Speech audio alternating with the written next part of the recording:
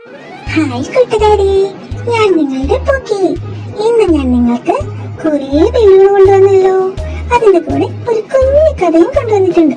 കേൾക്കാൻ റെഡിയാണോ? മുയൽക്കുട്ടനും ചെറിയ നീലപക്ഷികളും. ഒരു വസന്തകാല രാവിലെ ബെന്നി എന്ന മുയൽക്കുട്ടൻ പുൽമേട്ടിലൂടെ ചാടി കളിച്ചു നടക്കുകയായിരുന്നു. വസന്തത്തിന്റെ പുതിയ മണം അവന്റെ മൂക്കിൽ തട്ടി. അവൻ അവയെല്ലാം ഇഷ്ടമായിരുന്നു. പക്ഷേ ഇന്ന് അവന്റെ ശ്രദ്ധ ആകർഷിച്ചത് ഒരു വിചിത്രമായ കാഴ്ചയായിരുന്നു. ഒരു മരത്തിന്റെ ഉയരത്തിൽ ഒരു കൂട്ടിൽ ഉച്ചത്തിൽ ശബ്ദമുണ്ടാക്കുന്ന ഒരു പക്ഷിക്കുടുംബം. ബെന്നി ആ മരത്തിനടുത്തേക്ക് ഓടി.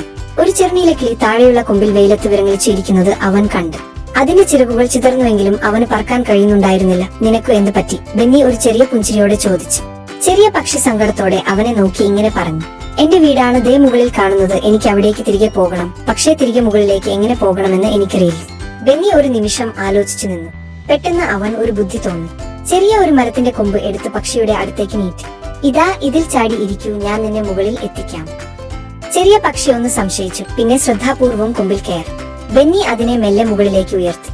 പക്ഷിക്ക് ഇപ്പോൾ കൂട്ടിലേക്ക് പറന്നു ചെന്ന് ചേരാൻ കഴിഞ്ഞു. അമ്മപക്ഷി നന്ദിയോടെ ശബ്ദമുണ്ടാക്കി. മറ്റു പക്ഷികളും സന്തോഷത്തോടെ ചിരിച്ചു.